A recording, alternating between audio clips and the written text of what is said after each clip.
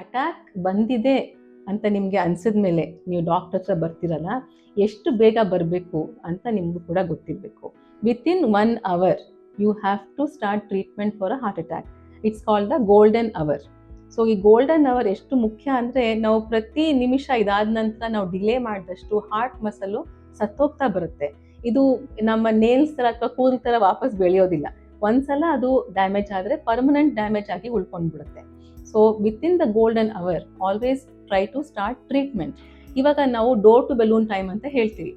ನಾವು ಕೆಲಸ ಮಾಡ್ತಿರೋ ಆಸ್ಪತ್ರೆ, ಸ್ಪಂದನ ಆಸ್ಪತ್ರೆಯಲ್ಲಿ ಒಂದು ವೆರಿ ವೆಲ್ ಎಕ್ವಿಪ್ಡ್ ಕ್ಯಾಥ್ಲ್ಯಾಬ್ ಇದೆ. ಸೊ ಈ ರೀತಿ ಕ್ಯಾಥ್ಲ್ಯಾಬ್ ಇರೋಂಥ ಕಡೆ door to balloon time should be less than 90 minutes.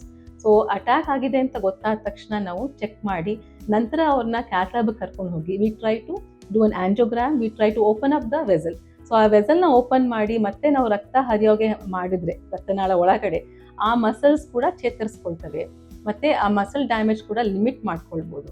ಅದೇ ರೀತಿ ಕೆಲವೆಲ್ಲ ಬಹಳ ಮುಖ್ಯವಾದ ಇನ್ಸ್ಟ್ರೂಮೆಂಟ್ಸ್ ಆದ ECG ಮತ್ತು ಒಳ್ಳೆ ಎಕೋ ಮಿಷಿನು, ಇದು ಅಷ್ಟೇ ಮುಖ್ಯ ಡಯಾಗ್ನೋಸ್ ಮಾಡೋಕ್ಕೆ. ಮತ್ತು ಒಳ್ಳೆ labs to understand whether patient has attack or not. ಒಳ್ಳೆ ಲ್ಯಾಬ್ಸ್ ಬೇಕಾಗುತ್ತೆ. We should not have false positive or false negative testing in the laboratory. So all this is important along with a good doctor to help you get over this crisis.